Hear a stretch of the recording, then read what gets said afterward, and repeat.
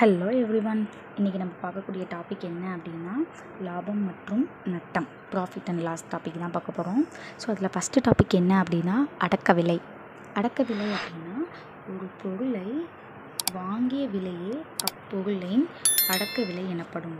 அதாவது நம்ம ஒரு பொருளை எவ்வளோ ரூபாய்க்கு வாங்கியிருக்கோம், அதாவது காமனாக ஒரு பொருளை நம்ம 10 ரூபா கொடுத்து வாங்குகிறோம் சரிங்களா, அதுதான் அடக்க விலை அப்படின்னு சொல்லி நம்ம சொல்லுவோம் சரிங்களா. அடுத்தது விற்ற விலை அல்லது விற்பனை விலை. ஒரு பொருளை விற்ற விலையே அப்பொருளின் விற்ற விலை அல்லது விற்பனை விலை எனப்படும். அதாவது இப்போ நான் ஒரு பொருளை 10 ரூபாய்க்கு நான் வாங்கிட்டேன், நான் 10 ரூபாய்க்கு வாங்கின பொருள் அடக்க விலை அப்படின்னு சொல்கிறோம் சரிங்களா. ஆனால் அதே பொருளை வாங்கின அந்த பொருளை நான் ஒரு 12 ரூபாய்க்கு விற்கிறேன் சரிங்களா, அதுக்கு பேர் தான் விற்ற விலை. அடுத்தது இப்போ நமக்கு அடக்க விலைனா என்னென்னு தெரிஞ்சிருச்சு, விற்ற விலைனா என்னென்னு தெரிஞ்சிருச்சு சரிங்களா. அதுலேருந்து இப்போ நம்ம என்ன பார்க்க போகிறோம்னா லாபம், எவ்வளோ ப்ராஃபிட் அப்படின்னு நம்ம சொல்கிறோம் இல்லைங்களா. அப்போ ப்ராஃபிட்டை நம்ம எதை வச்சு மெஷர் பண்ணுவோம் அப்படின்னா அடக்க விலையை வச்சு தான் அது லாபமா இல்லை நட்டமா அப்படின்றத நம்ம சொல்லுவோம். ஏன்னா இது நமக்கு ஒரு 1 மார்க்லேயே இருக்குது சரிங்களா. எதை வச்சு அப்படின்னா நான் இப்போ ஒரு பொருளை 10 ரூபாய்க்கு வாங்கி 12 ரூபாய்க்கு நான் விற்றுட்டேன் சரிங்களா. அப்போது எனக்கு வாங்கின அடக்க விலையோட நான் 2 ரூபா கூட வச்சுருக்கேன் சரிங்களா. அப்போ 2 ரூபா நான் அதிகமாக வச்சுருக்கேன் அப்படின்னா எனக்கு அது லாபம் சரிங்களா. அப்போது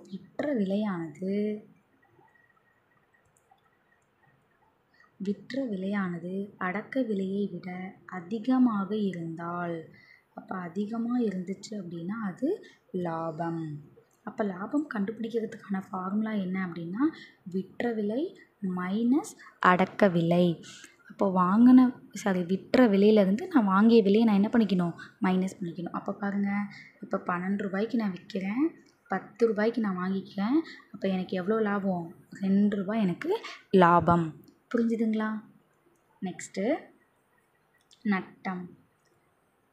ஸோ நட்டம் அப்படின்றது நம்ம வாங்கின பொருளை நம்ம விற்கிறோம் இல்லைங்களா, அது வாங்கிய விலையை விட கம்மியாக விற்கிறது. ஃபார் எக்ஸாம்பிள் நான் 10 ரூபாய்க்கு வாங்கிட்டு அந்த பொருளை 8 ரூபாய்க்கு விற்றுறேன் சரிங்களா. அப்போ 10 ரூபாய்க்கு வாங்கிட்டு 8 ரூபாய்க்கு விட்டேன்னா எனக்கு எவ்வளோ நஷ்டம், 2 ரூபா நஷ்டம். அதை நம்ம எப்படி சொல்லுவோம், அடக்க விலை மைனஸ் விற்ற விலை. அப்போ எனக்கு 2 ரூபா நட்டம். புரிஞ்சுதுங்களா. ஸோ நெக்ஸ்ட் டாபிக் இப்போ நம்ம பார்க்க போகிறதெல்லாம் என்ன அப்படின்னா, இப்போ நம்ம லாபம் எப்படி கண்டுபிடிக்கிறது, நஷ்டம் எப்படி கண்டுபிடிக்கிறதுன்றதை நம்ம பார்த்துட்டோம். இப்போ லாபத்துக்கான ஃபார்முலா, நஷ்டத்துக்கான சதவீத ஃபார்முலா எப்படி பார்க்குறோம். அதாவது எனக்கு 2 ரூபா நஷ்டம் 2 ரூபா லாபம் அப்படின்ட்டு எனக்கு சொல்ல தெரிஞ்சிருச்சு.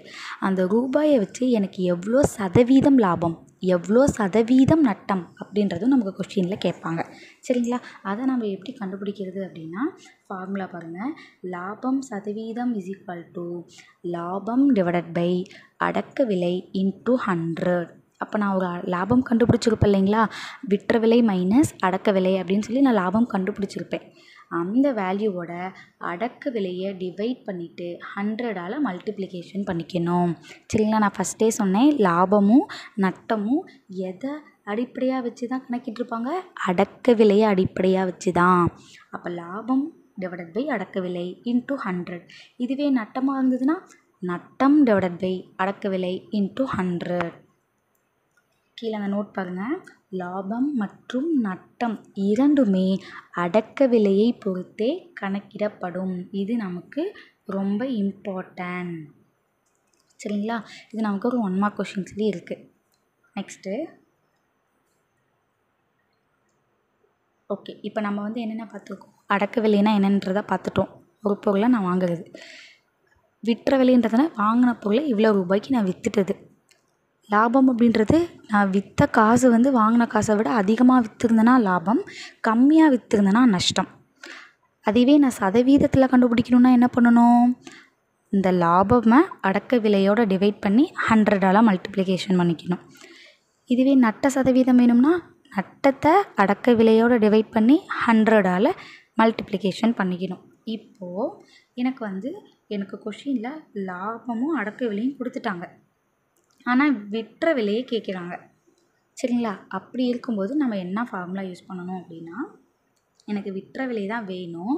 அப்போ 100 + லாபம் சதவிகிதம், 100 + லாபம் சதவீதம் டிவைடட் பை 100 இன்ட்டு அடக்க விலை.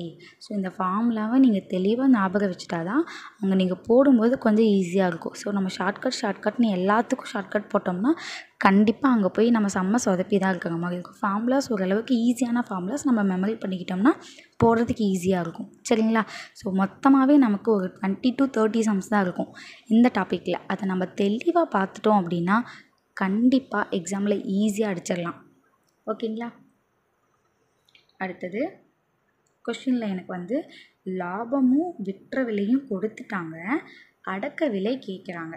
அப்படி இல்லை அடக்க விலை கேட்குறாங்க அப்படின்னா அடக்க விலை = 100 டிவைடட் பை லாபம் 100 + லாபம் சதவீதம். லாபம் சதவீதம் அப்படின்றது நம்ம லாபம் சதவீதம் கண்டுபிடிக்கிறதுக்கான ஒரு ஃபார்முலா இருக்குது இல்லையா? ஸோ அந்த ஃபார்முலாலேருந்து லாப சதவீதத்தை கண்டுபிடிச்சிட்டு அடக்க விலையை நம்ம கண்டுபிடிக்கணும். சரிங்களா? இன்ட்டு விற்ற விலை. அடுத்தது நட்டமும் அடக்க விலையும் எனக்கு கொடுத்துட்டு விற்ற விலை கேட்டிருந்தாங்க அப்படின்னா ஃபார்முலா. இப்போ நம்ம இதை ஆல்ரெடி நம்ம லாபம் கண்டுபிடிச்ச அதே ஃபார்முலா தான் இதுக்கும் நம்ம யூஸ் பண்ண போகிறோம். 100 + லாபம் சதவீதம். இங்கே அதே கொஷினை நம்ம என்ன பண்ணுறோம், 100 மைனஸ் நட்டம், அங்கே ப்ளஸ் லாபம் இங்கே மைனஸ் நட்டம் டிவைடட் பை 100 இன்ட்டு அடக்க விலை. அடுத்தது நட்டமும் விற்ற விலையும் கொடுத்துட்டாங்க, அடக்க விலை கேட்குறாங்க அப்படின்னா அடக்க விலை = 100 டிவைடட் பை 100 மைனஸ் நட்ட சதவீதம் இன்ட்டு விற்ற விலை. இப்போ இது நமக்கு ஆல்ரெடி நம்ம அடக்க விலை கண்டுபிடிக்கிறதுக்கான நம்ம ஃபார்முலா இங்கே பார்த்துருந்தோம் இல்லைங்களா? 100 டிவைடட் பை 100 + லாபம் சதவீதம் இன்ட்டு விற்ற விலை. லாபம்னா ப்ளஸ் வரும், நட்டம்னா மைனஸ் வரும். ரெண்டுமே சேம் ஃபார்முலா தான். ஆனால் லாபம்னா ப்ளஸ்ஸு, நட்டம்னா மைனஸ் நட்ட சதவீதம்ன்றதை நம்ம போட்டுக்கணும். சரிங்களா? இதனுடைய சம்ஸை அடுத்த வீடியோவில் நம்ம பார்க்கலாம். தேங்க்யூ.